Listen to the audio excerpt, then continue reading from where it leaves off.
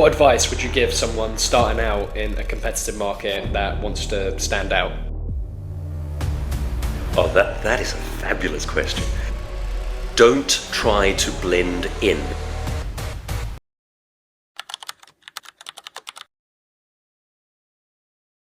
Douglas, nice to meet you. Thank you for coming on, it's really appreciated. It is a fantastic pleasure to be with you. Thank you for your time. So I have a question for anyone that's clicked on the video and don't know who you are. Could you introduce yourself to the viewers? Absolutely. My name is Douglas Kruger. You're possibly trying to work out where the accent comes from. If you had to jump onto a plane and head all the way to the southern hemisphere, to South Africa, that's home for me. Right, okay. And I've been living in Jersey, Channel Islands for the past, four and a half years now. And I am a writer and speaker, so I write books and I speak on them. I've been inducted into the Hall of Fame for excellence on a stage, so I've been a speaker for a while now, 25 years actually, quarter of a century. And it keeps me busy, it keeps me out of mischief, and what I love to do is to share ideas with people that are what I call smart cuts, things that help them to accelerate what they're trying to do, whether that's growing a business, positioning themselves, perhaps even becoming a speaker or writer. If I've gone through it the hard way, I'd like to shave some time off the learning curve for others, and that's what I do for a living. And what do you prefer, South Africa or Jersey? Well, there's a loaded question. All right, for my South African viewers, wonderful. For the Jersey viewers, they are so different, but in wonderful ways.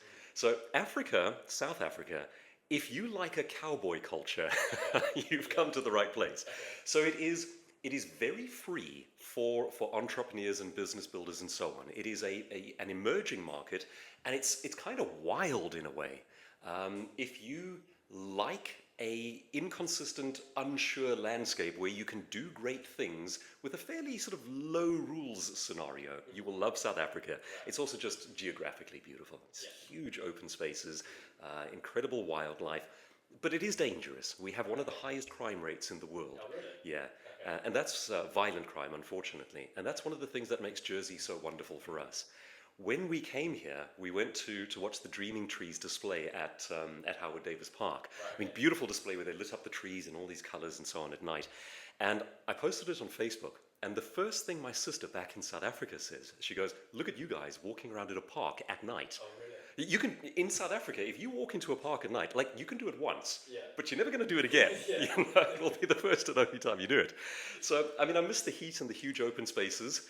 I don't miss great white sharks and crime. Yeah. You know? And so I've got a second question. What was your turning point that led you into public speaking and writing, do you think? Yeah. It sounds strange to say it now because I have changed so much over time, but I was a desperate introvert, like dyed in the wool, couldn't speak to people, incredibly shy at sort of high school level. And a group called Toastmasters, which is a strange name, people misinterpret it in various ways. It's really just a public speaking organization. They came and did a youth course at my school. And it was get up on a stage and do a presentation and so on. And I did this course and discovered something that I loved about it. There's this effect of like backstage and on stage. And for an introvert to go backstage and prepare the best version of yourself, then get up on a stage and deliver it and find that people actually like you. You know, you get applause and people smile and there's no lynch mob after the fact, like nobody's trying to kill you. It was addictive. And I discovered this incredible thing of taking ideas and making them come alive on stages. And I mean, I absolutely loved it. I then joined Toastmasters straight out of school. Harvard Business Review did a study once where they said, what is the number one skill you can invest in across a range of industries to get promoted quicker? And they came up with presentation skills as number one. So whether you're in finance, banking, if you're an entrepreneur, you know, if you sell sandwiches, whatever it is that you want to do, public speaking is the number one thing you can invest in. I didn't know that at the time, but I mean, it was like getting into a slipstream. It changes things for you. Now, what happened then was I entered a few of their contests. They have a world championships for public speaking that like no one's ever heard of. But I was lucky enough to actually represent sub-Saharan Africa, so kind of the bottom half of Africa, at this world championships on 5 occasions. And the closest I ever got to winning it was in 2004. I came second in the world. Wow. And at that point in time, that was the closest anyone from Africa had ever come. Yeah. And the result of that was you get people saying, well, come and speak for my team, come and speak for my company. It was weird because there you are, like I'm this young guy, like 21 years of age, and people are saying, come speak for our group of CEOs. What do I say to them? So the best answer that I had at that time was, I discovered that by being a speaker, suddenly business was coming to me. And I realized there's something there that I can actually share. If you become a public persona, it actually helps your business. And that was the beginning of my first speech, which eventually evolved into what I speak on today.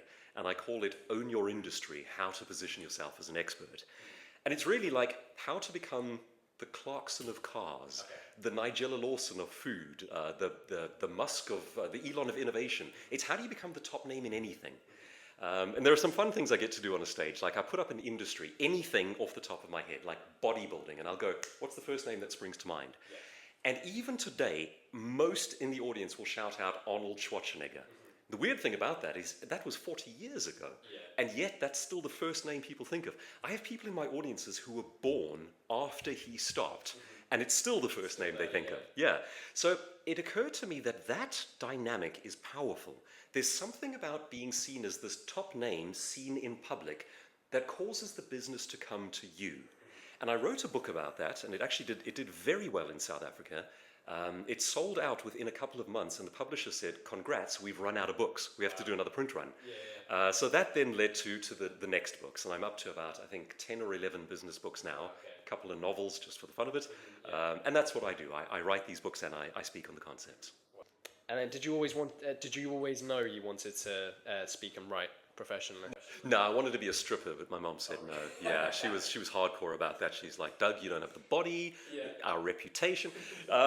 When I was about 9 years old, I wanted to be a writer. And I never dreamed of being a speaker. I mean, being a shy kid, that was the last thing that would ever have occurred to me. But as I say, it's transformed me over time. It's made me a more confident person. But when I was about 9 years old, I picked up my first Stephen King novel. This is not necessarily good parenting on my, my folks' part, but I read Misery by Stephen King, and I loved it. And I wanted to write scary stories. And it's been a dream of mine ever since, just to write in general. And I discovered I'm actually now writing novels as well, as sort of almost a sideline thing. But I discovered that the writing is part of the business world too. Surprisingly, if you can tell a great story, you become a way better business speaker, business writer, and so on. And there's a great deal to be learned from that. You know, there's a young guy, well, I say young, he's 10 years younger than me, Steve Bartlett in the UK, whose whole thing with social media branding is tell great stories. It's so powerful, and it works in everything. So, you know, when we think entrepreneurship, we think business, we tend to go very serious-minded, and actually we need to resist that urge. Get into the storytelling mode. That's what works. So I think Steve Bartlett, he does a side thing to it, but he does a similar thing to this podcast. And then he does Behind the Diary, so that's when he does the journal stuff as well. I think that's quite similar. That's great. I enjoy I do that as well, yeah. And then, what was your path like after school? Rough. My family, I grew up in a neighborhood in Johannesburg that was kind of this bizarre mix of quite wealthy and quite poor. And we were not the wealthy people. So it dawned on me quite early that I was going to school with kids who were like exponentially better off than what our family was. And it was a hard journey to sort of figure that out. But it was also a good and a useful one because it became the genesis of what then became several of my books. One is titled, Is Your Thinking Keeping You Poor? And the other one is called Poverty Proof. And again, back in South Africa, these also became best-selling books. And I think because they touched a nerve. The whole spirit of the thing is looking around and going, how on earth did our family find ourselves in this situation? And why do families get caught in these intergenerational cycles of poverty? And how do you break that? So, you know, our background, as difficult as it may be in any sense, determines who we become. And I think after the fact, you can actually look back and be somewhat grateful for it. It's hard at the time, but yeah, the lessons are all there. And do you think you're trying to break that in your family as well? Absolutely, yeah, desperately so. Yeah, it was part of what drove me. I mean, I'll tell you this. When I was about 12 years old, I had a little sister. She was born 12 years after me. And we went through a particularly rough year where we had like our power cut off because we couldn't pay for it. And we were only eating for a couple of months because our local church actually brought these food baskets. And I can remember one of the things they used to bring in these baskets was little boxes of baby formula for my sister. And to me, that was the symbol of vulnerability. It's like I looked at these boxes of baby formula and thought, this is not what I want for my life. This represents as vulnerable as I can feel in the universe, as lost as it is possible to feel. And thank goodness for the church actually feeding us, but it was a shame that they had to. And that's when I started thinking, what are we doing wrong here? And I think that's a useful starting point, is not to look outward, to look inward and go, your system is perfectly designed to get the results you're getting. What are we doing wrong? And there are answers to that, and I started chasing that, and hopefully sharing it has been helpful to others. Another question, what did your mum and dad think when you said you wanted to do all this? I must say, they've been incredibly supportive and very proud. They're actually coming out to the Channel Islands for the first time, in about a month from now. They're struggling their way through passports and visas and all that nonsense. But it's going to be wonderful showing them around. My dad is an amateur historian. He takes people on tours of gold mines in South Africa. Yeah, and South African history only goes back like 200-300 years. So for him to stand and stare at 1,000-year-old castles and things like the Celtic coins and, things dating back to the Romans and beyond, I mean, how fascinating. So no, absolutely. Fascinating. And then, so I've got a few questions on your career. How do you handle pressure before speaking events? I cry, break down, and drink alcohol. Yeah. Next question. So it's a very good question, because that can be defining. Do you thrive on pressure or does it break you? I heard someone the other day speaking about the privilege of pressure, and I thought that was actually such a wonderful phrase. Pressure in a career sense happens when you are presented with opportunity. And it's opportunity that is slightly beyond your comfort zone. Now, you don't want the kind of level of opportunity that literally breaks you. I mean, there's pushing yourself too far. But the idea of the pressure of, the privilege of pressure hints at this notion that if you are looking to grow, if you are trying to increase your light, what you do in the world, then pressure is a very good sign that you're on the right track. You are pushing yourself beyond your boundaries. Now, how do you handle that? Well, at the most basic level, I mean, the first thing, and they teach this to fighter pilots, breathe. The more we're under pressure, the more we kind of clench up and we deprive our brains of oxygen. So there are practical, physical things that you can do. And then there are psychological things. And most of that is the simple art of reframing the story in your own mind. So say, for example, I have a huge audience in front of me. It's a high consequence presentation. It's like CEOs and business leaders. And I'm standing backstage feeling like an imposter. And it still happens, after a quarter of a century of doing this for a living and the books and so on. It never goes away. What I do is, instead of thinking, I can't believe I have to do this, I start to say, look at this incredible thing I get to do.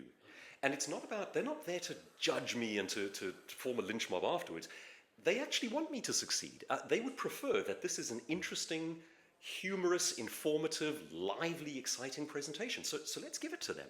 And it's their benefit that I'm after. It's not about me, it's about their benefit. So you reframe it in your mind as, instead of I have to, I get to. And it's the privilege of pressure. And that changes things. Yeah. Oh, and then also I must just share with you, because it's again practical but funny. There are things you can do to fool your own brain. So there's a psychosomatic link that works in both directions between body language and your feelings. If you sit in small, sort of hunched up, fearful positions, you will signal to your brain that you are under stress and tension, and your brain will react accordingly. It'll start to panic. Okay? So you don't want to do that. What you do want to do is find yourself a quiet, private space, and preferably very private. And you want to be a gorilla, or Superman, or Wonder Woman, or whatever the case might be. Be an opera singer. Move around in big, grand ways, because it literally signals to your brain, I am powerful. And your brain starts to believe it. So if you have a big presentation, a date, something of high consequence coming up, watch your body language. Don't do fearful body language. Go somewhere and do big, powerful gestures. And after a while, you kind of go, right, here we go. And it tricks your brain, and it absolutely works. I do it. I just don't do it in public. And then, got another question. What does a typical day in your career look like now? Yeah, I did the school run first, and I love doing the school run. My little guy is very creative. My son is 8 years old, and I mean the thoughts that come out of his brain are just phenomenal. Like he was playing a video game the other day, and he turns to me and he goes, "Dad, wouldn't it be cool if we had admin privileges for life?" I'm like, "Whoa!" It's like the deepest thing I've ever heard, like out of the mouth of an 8-year-old. Like admin privileges for we could fly. But the conversations are fascinating. And I think one of the wonderful things for me growing up was my dad had a close relationship with me, and it makes such a difference to, especially to a young guy, like self-esteem, belief in yourself, and so on. So I start with that, and then after that, it's usually breakfast, gym, if I possibly can. I walk down to the one at the waterfront there, and I love it. I've become addicted to that. Get back home, and then it's hit the writing. And I'm quite disciplined with my writing, so I will turn out usually like 1,000, 2,000, sometimes even 3,000 words a day. And if anyone is familiar with the writing process, you know that it's not hard to write 3,000 words, but to do it day after day after day, that's the thing. I'm actually writing a book at the moment, tentatively titled Unrivaled, which is about top brands and what they do differently. And I have 2 months from start to finish to write the entire thing. So that's a book of, I don't know, 50, 60,000 words. It's got to be done in a 2-month period because it's being published next year. And I'm not worried about that because I've done it so many times before. The first time you write a book, it's like climbing a mountain. The 10th time, it's like writing a long essay. You kind of go, I know what I'm doing here. But I'm very disciplined with the writing process. Then if I have a presentation coming up, I will either write if I don't have a talk that day, or if I do have a talk, I don't write. I think about the keynote, the presentation. What I then do is I talk through the stories and the examples in my own mind. And the reason for that is it's a lot like telling a joke, and you get like halfway through and realize there was something you should have said at the beginning for the joke to work.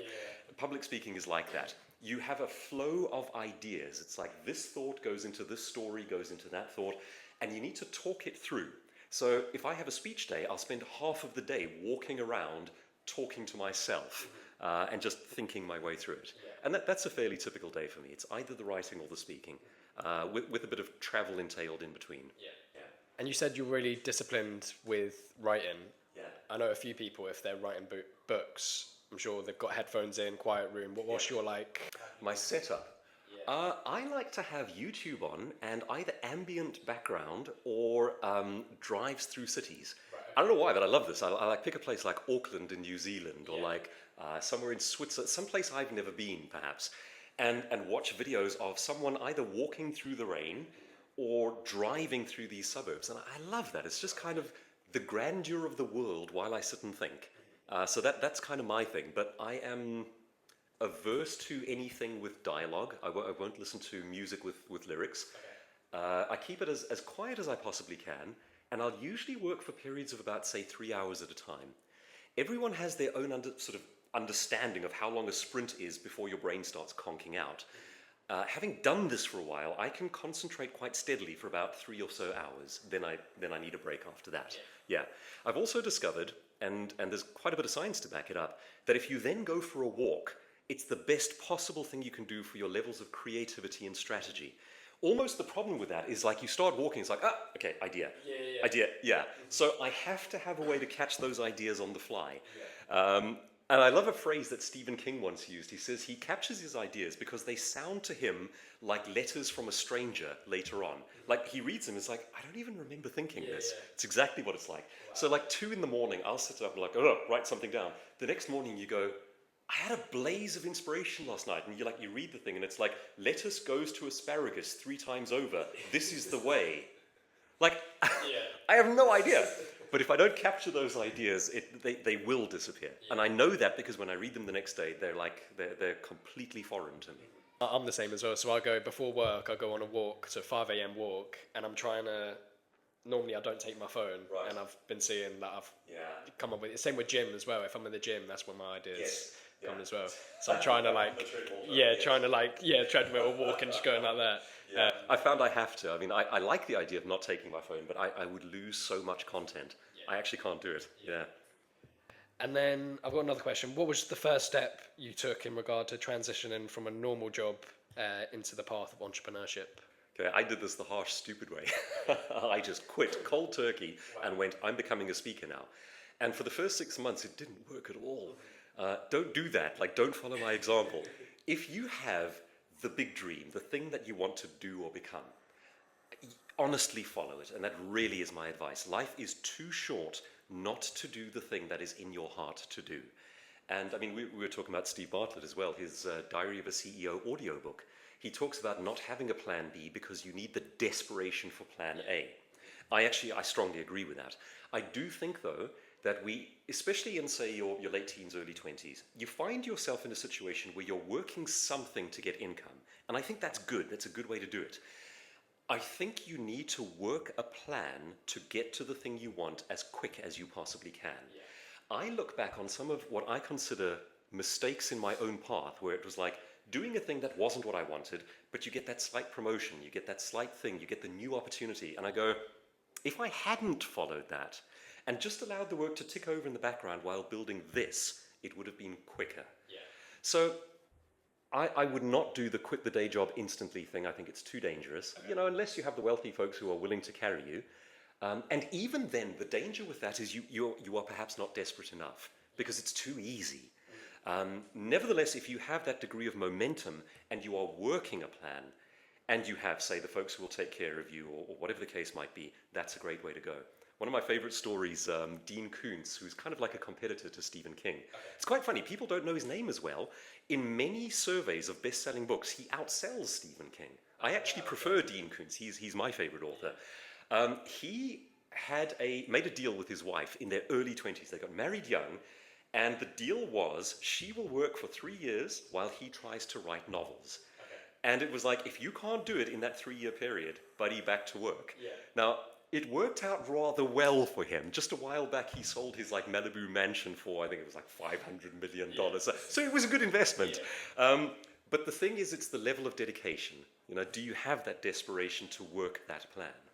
Yeah, that's the thing. Okay. And then you mentioned one of your books, Own Your Industry. I had a question about that. What's the difference between owning your industry and just being successful in your field?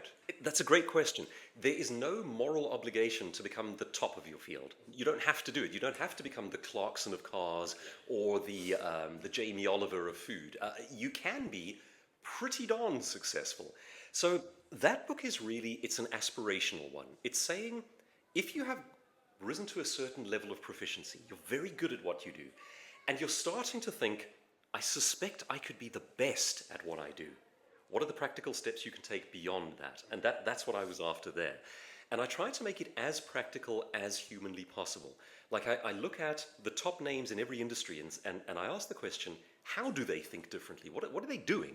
And one, for example, is if you take someone like, who's our angry Englishman in the food world, Gordon Ramsay, yes. Okay. So you ask yourself, why on earth is Gordon Ramsay able to shout at people on TV? Okay? Yeah.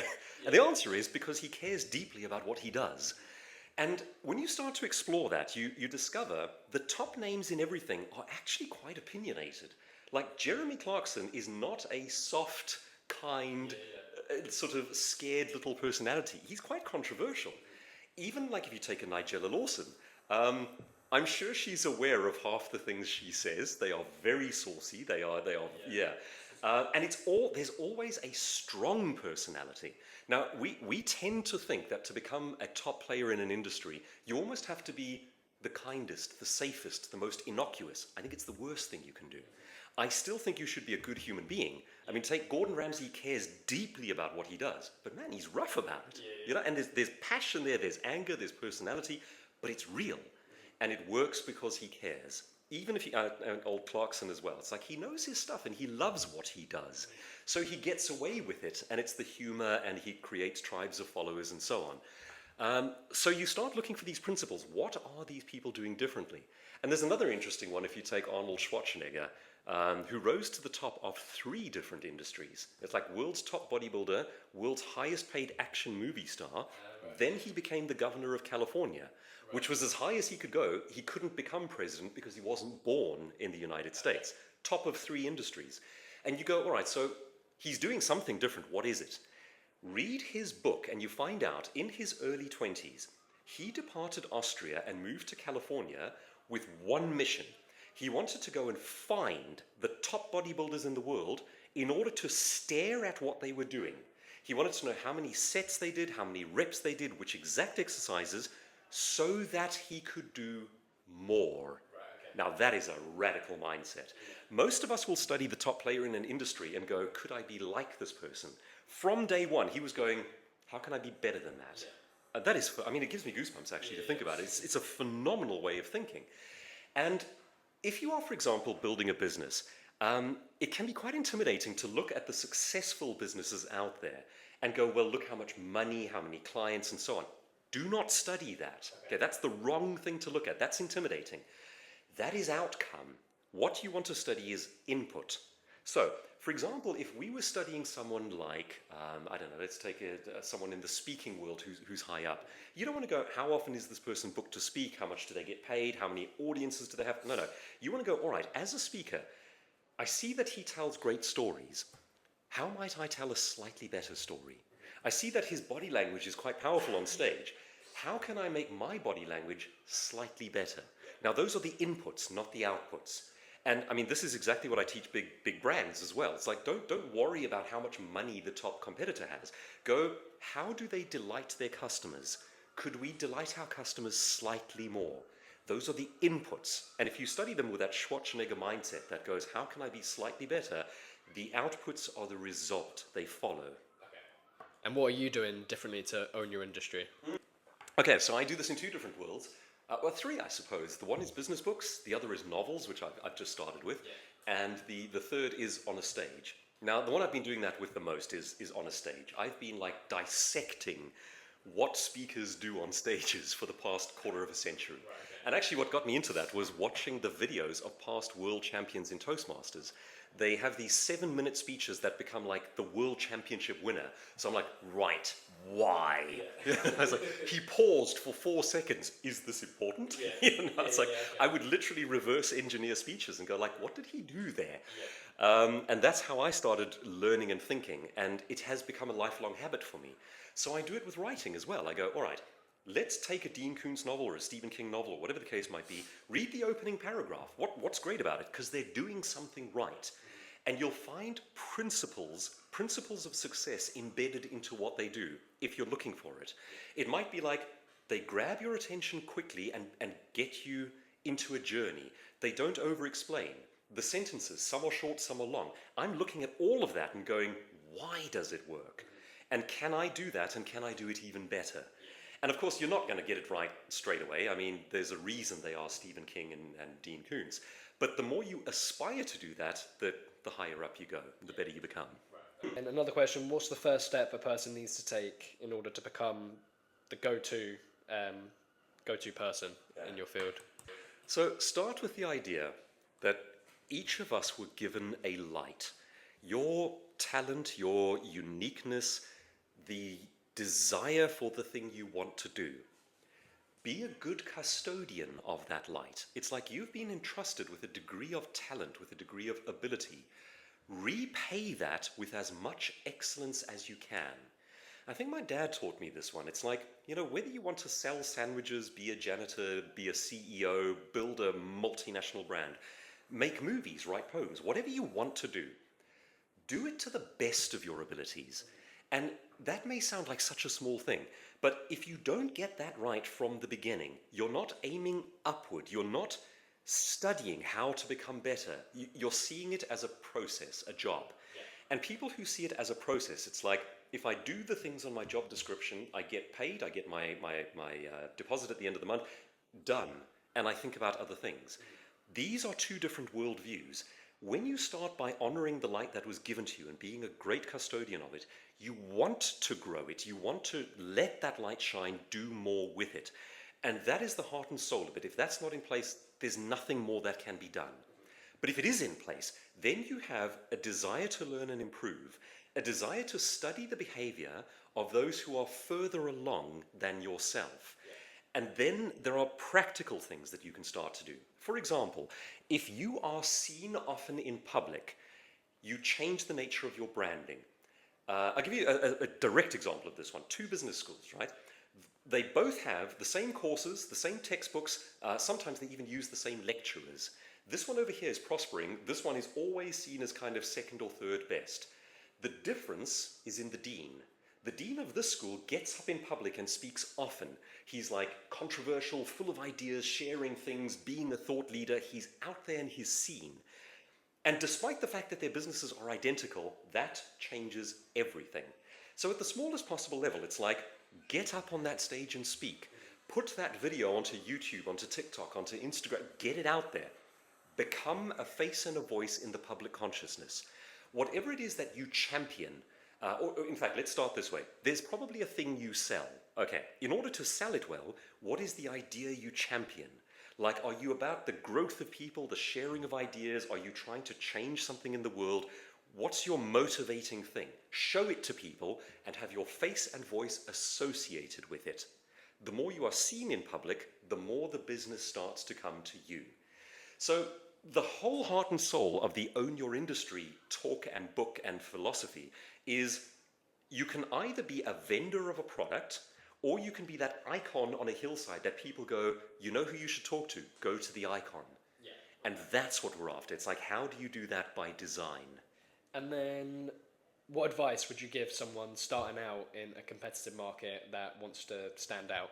Oh, that is a fabulous question. Don't try to blend in. There's a human instinct that goes, ooh, I'm insecure. I must look around at how everyone else does it, and I must look like them. No, you mustn't. Okay. There's a guy by the name of Alan Weiss, and I mean, if you have any interest in becoming a speaker or a consultant at the highest possible levels, you have to watch his videos and read his books. He's got a book called $1 Million Speaker, one called $1 Million Consultant, and so on. And he does that at multiples of millions. And his whole thing is, he is a controversial dissenting voice. He basically looks at what everyone's doing and goes, and goes the other way. So right now, if everyone is going, AI is the thing, AI is great. I mean, I kind of play with it as well. He would look at that and go, everyone's competing there. So that means this landscape is open and no one's competing there. So he calls himself a contrarian, and it clearly works. Now, it takes fortitude, it takes constitution. You've got to have the guts for this stuff. But it works. It absolutely works. Yeah. And then... Different by design. Right, okay. Yeah. And in fact, actually, a good book on that one is Seth Godin's Purple Cow, which is the idea of if you drive past a purple cow, you're not going to notice the entire field. You're going to notice the purple one. Yeah. So his whole thing is, how do you build a purple cow from the ground up? Don't try to be like everyone in every sense except for a little bit of branding. That's not a purple cow.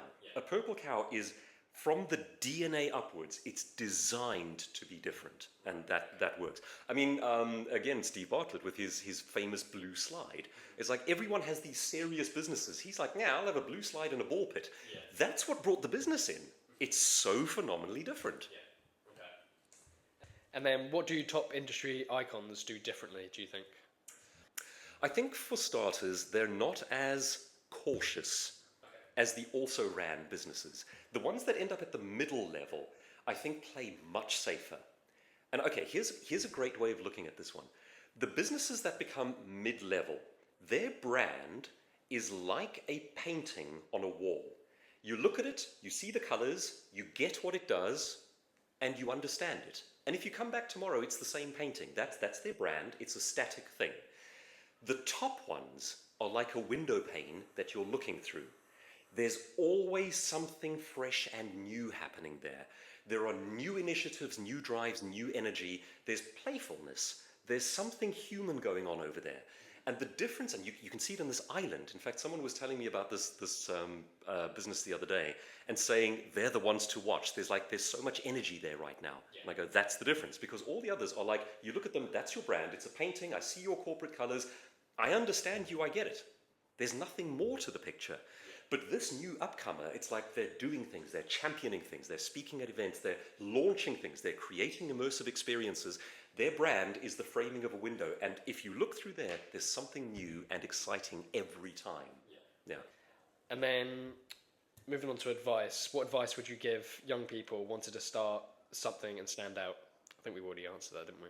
Yeah. I tell you what, though, I'll give you another take on that. Like, don't be afraid to fail. Yeah. Fail and learn quickly. Try stuff. What tends to happen to the older companies, and this, if you're a young person building something new, here's your advantage. You're less scared of trying and failing. The big older companies like, ooh, we have our corporate guidelines, and even our email must look like this, and our presentations must look like that, and we must do these things. Fine, but you're the painting. Okay? For a young upcoming business, try stuff. Learn and fail quickly.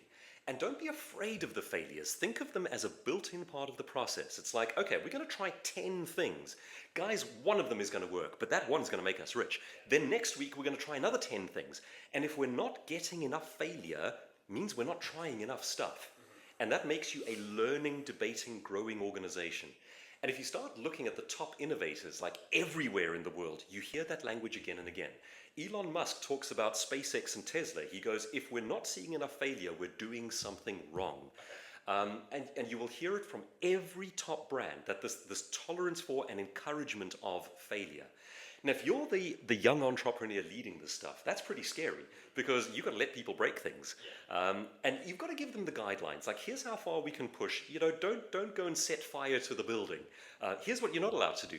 But within these parameters, I want you to fail. Then what you do is you actually tell those stories. You get everyone together like a Friday and you go, here's what this person tried. Here's what she did. Here's what he pioneered. And man, it went down in flames. But how cool that they tried. Right, what did you learn from that? Yeah. And they go, well, you know, this didn't work, that didn't work. And someone in the other side of the room goes, but have you ever tried it with this? And that's where the conversations start. Right, okay. So you tell the stories. You make heroes of these people even when they don't get it right. Yeah. And you do not punish them for the failure. You go, what did we learn? Where do we go from there?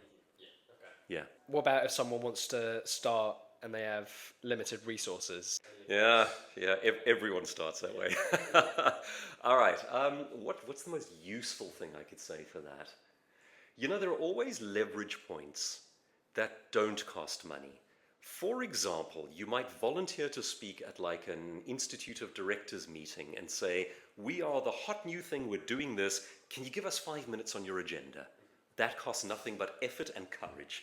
And then when you get there, you tell a fascinating story and you be different to everyone else. You be attractive. You show that there's energy, something happening over here.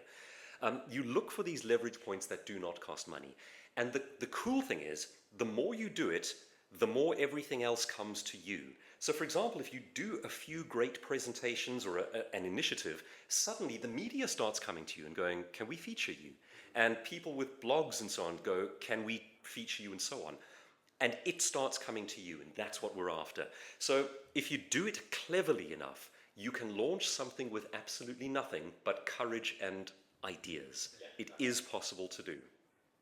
It's also worth remembering you don't have to be able to do everything yourself. Like if you're building a business, you don't have to do the manufacturing. You don't have to do... In fact, a CEO is like a motivational speaker.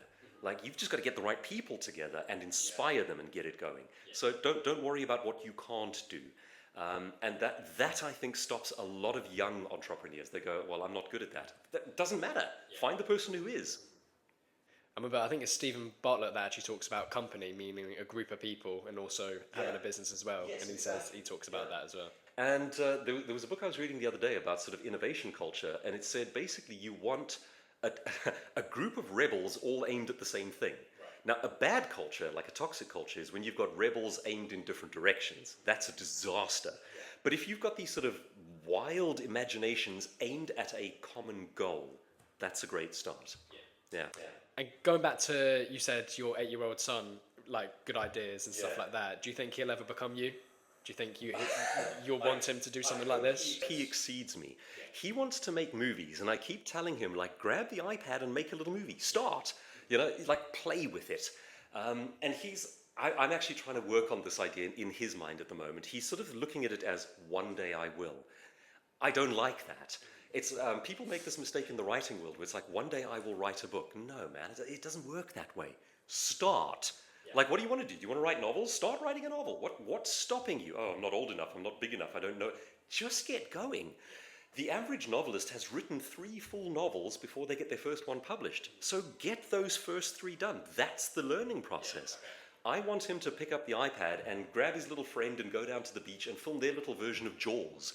You know, like have your little friend swim there and something. Do it! Like play. So I think that would be my advice. The thing that you want to do, play with it. Sometimes even the funny amateurish versions become famous. I mean, quite literally, I'm talking about kids making a Jaws movie. That could be funny enough to get several million views on something like Instagram. Go play. That's your start. Yeah. So I've got another question. If you were 19 today, what would be the first thing you would do to get where you are today, or perhaps somewhere even better? Here's a strange one, because this is kind of like, it splits me in two a little. I love the novels and I love the business and speaking, but it would have been better to have picked just one. And if like hand on my heart, I don't know which one I would pick. But I think it would have been more powerful to tell that 19-year-old, like, buddy, make a sacrifice here. Cut one of them. You're going to have to focus on one to the exclusion of the other. And even, as I say, to this day, I don't know which way I'd go. The novels are a newer thing. I had my first one published about 4 years ago, to my great surprise, and it's wonderful. They don't make enough money on their own yet to be the full-time thing. If they do, I might consider going that way full-time. But if I'd started on just that at the age of 19, I would have all of those years of progress well behind me. And also, like, to the degree that I've taken time from the speaking and business to put into the novels, that's put that back a little bit. So I would say pick a track and focus on it to the exclusion of all else.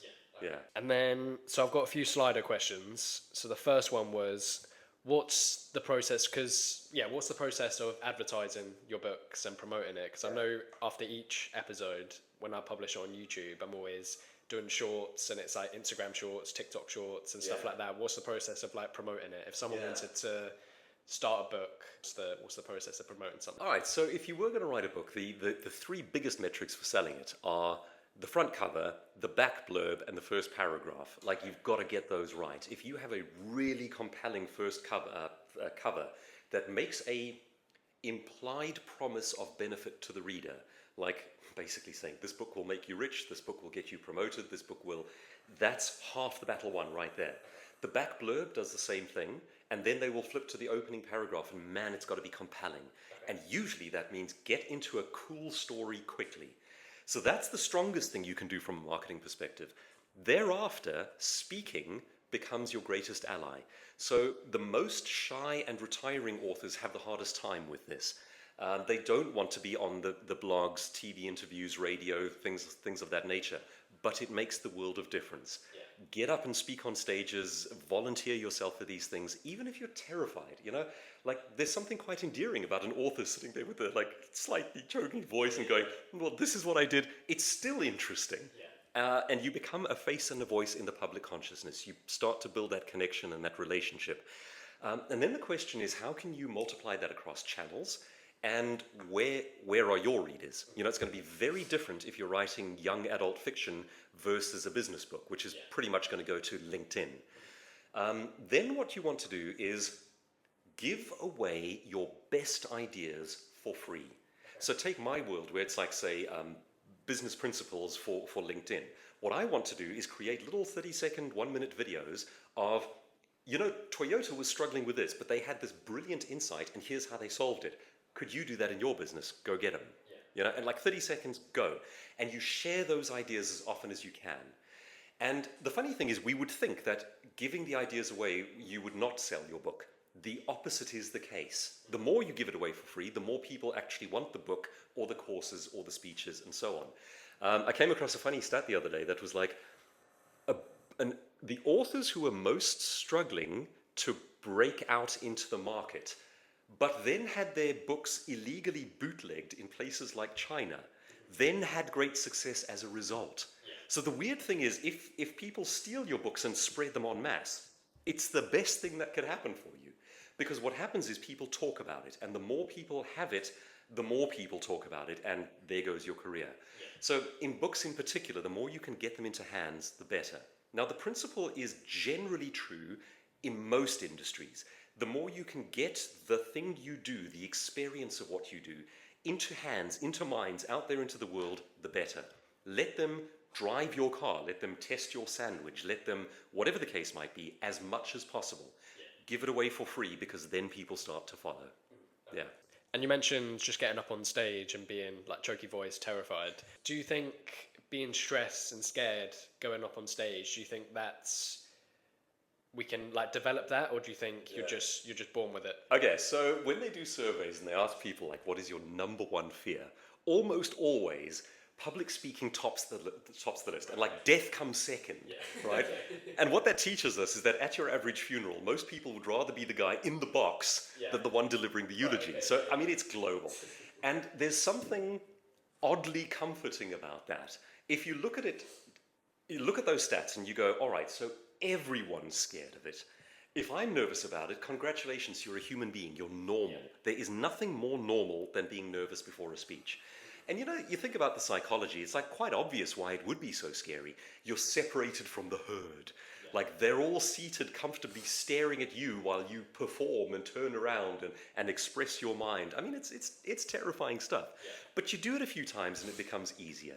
And there are certain things you can do to make your life a lot easier. For example, take a glass of warm water into the auditorium, especially if you're going to sit for a long time.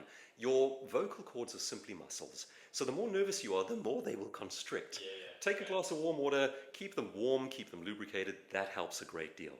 When it's your turn to get up there and speak, don't rush. It's not a ballet that you have to like do your first dance move and keep going right to the end. It's stop, start. You get to say a thing and pause and breathe. Say the next thing, pause, breathe. And if you can start with a story, that's always the best way to do it. You know, a lot of professional speakers don't even greet the audience first. They do that later. They'll get up and they'll say, 2 weeks ago, I had the strangest dream. I imagined that this was happening, and then when I woke up, I saw that, and your audience is going with you because the story's compelling. You tell that little tale, which makes a point or comes to a humorous ending or whatever, and then you go, hi folks, let's chat about, and go from there. So get to a story quickly.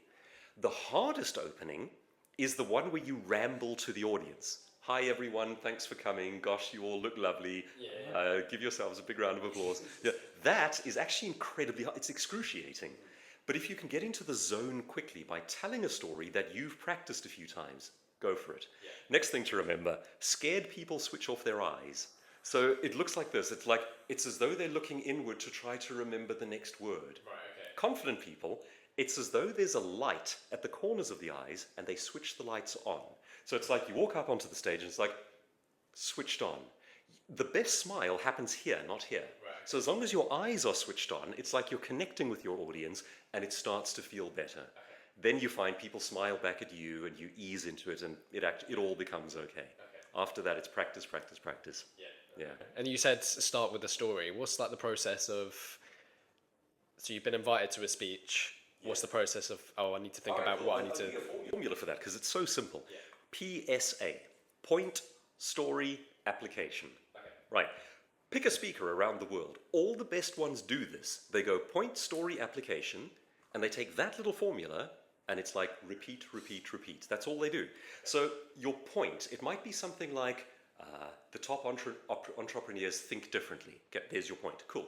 What story can I tell to illustrate that? Well, maybe I'll tell the one about Arnold Schwarzenegger and how he decided to outperform. Yeah, that makes that point quite well. I'll tell that story.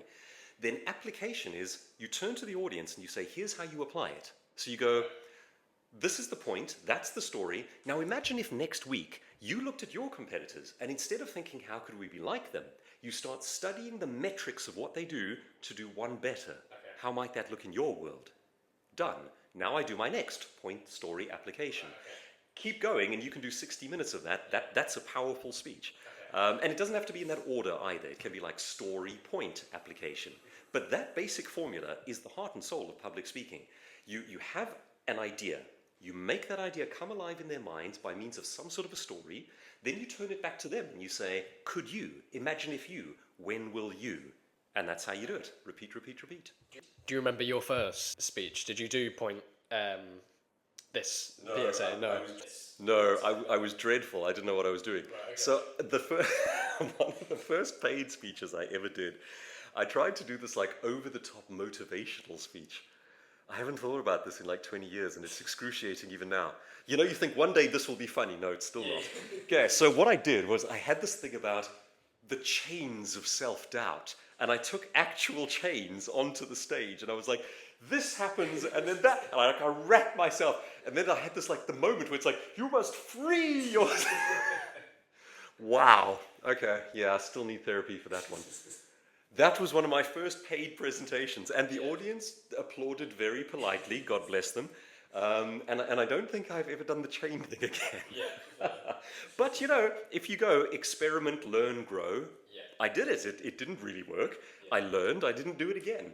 And I'm still going all this time later. So I've learned some things that do work. Yeah. And that's all my questions for you. I'm going to go home emotionally scarred from my own final story. I'm going to watch your first speech when I go. Oh, heck, is it on the internet? I don't think so.